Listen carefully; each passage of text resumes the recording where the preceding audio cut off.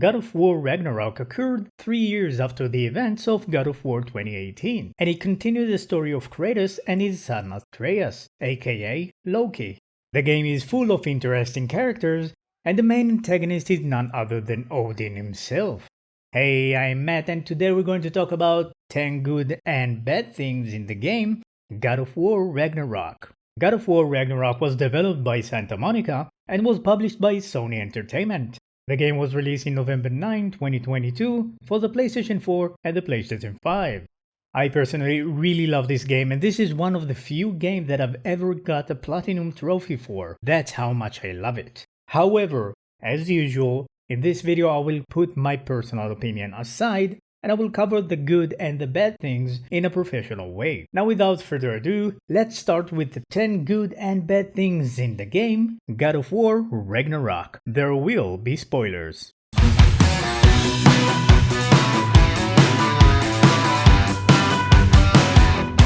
We will start with the 5 good things. Number 1. Bosses. After the release of God of War 2018, many fans of the game complained that there aren't many bosses. And although I enjoy the game, I completely agree. Most of the bosses are very similar to each other, just like the trolls for example. In God of War Ragnarok, however, things change quite drastically. There are much more boss fights and a large variety of enemies. There aren't many trolls though. There are some mini bosses as well that can hold a challenge. But boss fights like the one with Thor, for example, were top tier fights. Not necessarily because of the difficulty, but mainly because it was very interesting. There are so many combinations and environmental elements that it is just beautiful. Just like in 2018, this game also have a Valkyrie queen by the name of Na. Although she is tough to beat, she is still not as strong as Sigrun. The fight with Odin was very complex with many changes of the attacks and environment. I can go on and on about it, but you get the point. There are so many bosses to fight and there is so much to do. Number 2. Environment. Ever since the first God of War game, the environment and the graphics were amazing. So there is no reason why it shouldn't be in Ragnarok as well. By creating a big world that allowed the player to move between the 9 realms, there are a lot of different environment types and different weather. And although it is amazing to see how the weather is merging with the landscape, the other environmental aspects of the game are much more amazing.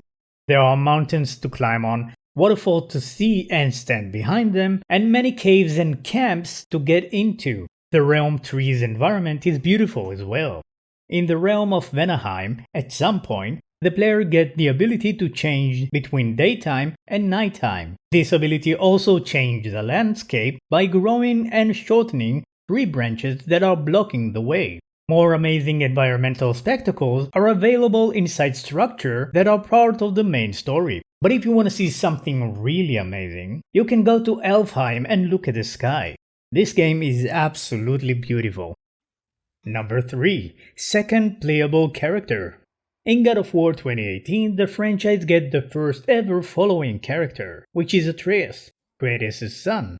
The players can use Atreus for different purposes, including fighting. However, in God of War Ragnarok, the player gets to play Atreus, now known as Loki as well, separately from Kratos, which is a major step for the franchise in terms of playable characters. The players still have following characters, but these characters are changing over the course of the game. The following characters are Atreus, Freya, Brock, Sindri, Angrboda, Ingrid, Thrud, Tyr, and Thor. But the main playable characters are Kratos and Atreus. Now playing as Atreus, you get to use his bow and arrow and shape-shifting ability, which are pretty fun to play with. As I said before, adding a second character is a major step for the franchise, but I'm not sure that I want to see any more characters in the future. I'm pretty happy with what we have now. Number 4. Story. The story of God of War Ragnarok occurred 3 years after the story of God of War 2018. In this game we're following both Kratos and Atreus on their separate journeys. Atreus is learning what it means to be a giant, and Kratos is slowly learning how to trust others to do what needs to be done. there are a lot of things that happening in the game which make it quite hard to sum it up quickly, but I will try. Kratos needs to deal with the fact that Atreus is growing up as an independent entity, and he is doing so by trying to avoid any participation in the upcoming War of Ragnarok, all while he needs to avoid being killed by Freya, which is mad about Baldur's death. Understandable.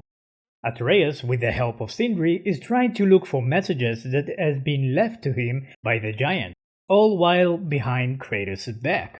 And at some point, Atreus led to a point where he worked with Odin, the main antagonist of the game, in order to find more information. The game ends where all the parts of the story finally get to a conclusion, where Kratos, Atreus, and Freya fighting Odin. The story is full of details and secrets that are unveiled as the game progresses. Another big part of the story is the growth of Kratos as a father, but we will talk about it later in this video. Number 5. Combat and weapons. The combat system is really well done.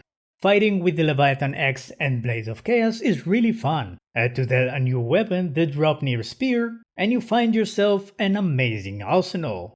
Just like in the former game, each weapon has its own special abilities. I will not go into details of the axe and the blades because they have already been in the former game. But the Draupnir Spear is a new and incredible weapon. It has the ability of firing projectiles that will stay put up until the moment the player will detonate them at will. This is added in order to fight Heimdall, which can read his opponent's mind. The fighting itself is very smooth and easy to control, and it also feels really good to learn new combat techniques. Switching weapon during combat is very fast and comfortable, and there are moments that it's necessary to switch between the weapons. I found that the weapons and the combat system were implemented very well into the game, and if there were some moments where I lost the fight, it was mainly because of my mistakes and it has nothing to do about the game's performance. I really enjoyed it. A quick stop for a second, if you do like this content, please let me know in the comments below, and don't forget, leave a like and subscribe. The 5 bad things. Number 1. Voice acting. Nah, just kidding. It's the sound. The voice acting is great, don't beat me up for it. However, the sound had some major issues in my opinion. Let me first say that I personally have hearing problems, which means that when I'm playing the game, I need to turn the volume very high. With that being said, let's talk about the issues with the sounds. There wasn't a good merge between the characters' voices and the environmental sounds. It was a bit annoying to barely hear Mimir yelling warnings, all because of Freya right next to me doing her fighting noises. It was very frustrating because I couldn't tell when is the enemy behind me. But all was good and well in general. My major issue is with the adjustment of the character's dialogue. At first I really thought that it was the voice acting, but I learned pretty fast that this was not the issue. The voice of the character didn't fit the environmental sounds in many cases, which led me to dislike quite a lot of conversational moments. I think that Santa Monica should have lowered down the sounds of the voices, just so that it will fit with the sounds of everything around the characters. Aside from that, each element of the sound was pretty well done. Number 2. Equipment. Kratos had a large variety of items that he can change, whether it's the armor set, shield attachment, and even runic stones, which are pretty awesome to discover and very valuable as well. However, Atreus doesn't have as nearly as much adjustable equipment, which I found really sad, because he is a playable character for a big portion of the game, and it could have been really fun to adjust his character even more. Other than that, there's also Freya's equipment, which is pretty poor in variety. I do think that they should have added a bit more to Atreus' character, but if not that, at least add a bit more to Freya's. I mean, it was very linear, which is something that I cannot say about Kratos, which had a really large variety of items. But that's not all. The players can add all type of runic stones to different items, but in case of Atreus and Freya it was very limited and not very productive as well. I don't need different dresses for Freya if there's no real advantage between each option. They only focused on Kratos' gear. Number 3. Tyr.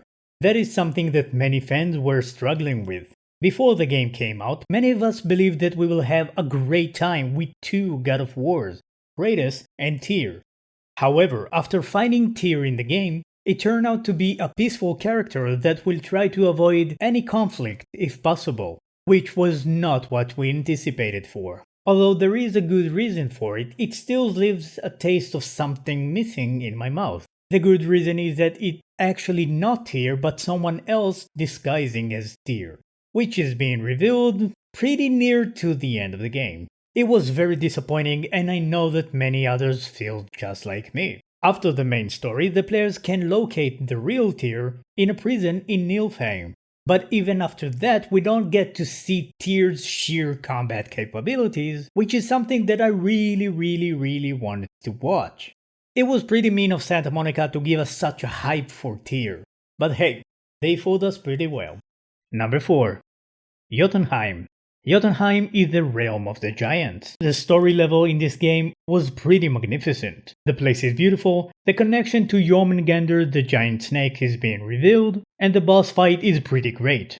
But unfortunately, aside of these things, there's nothing else worth noting to say. The place is beautiful, yes, but what does it give you if you can do almost no exploration? After finishing the story, the players get the choice to come back as Kratos, but there's not really much to be done there, which makes it the most wasted space in the whole game. I think that they could have removed this entire place after the story and do something else with the memory. Or maybe add a bit more to it so that the players can explore this place a bit more. It was just another disappointing take. Such a shame. Number 5. Kratos.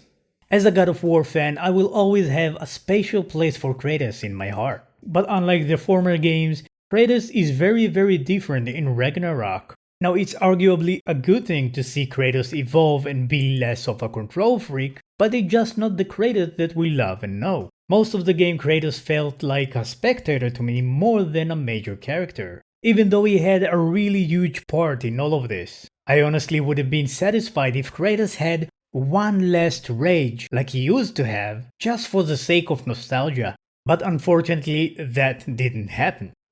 I still love Kratos' character, but as it turns out at the end, I feel like it's time to leave him there and go on to someone else's story. Kratos' development though was generally good. He proved to be a very capable father.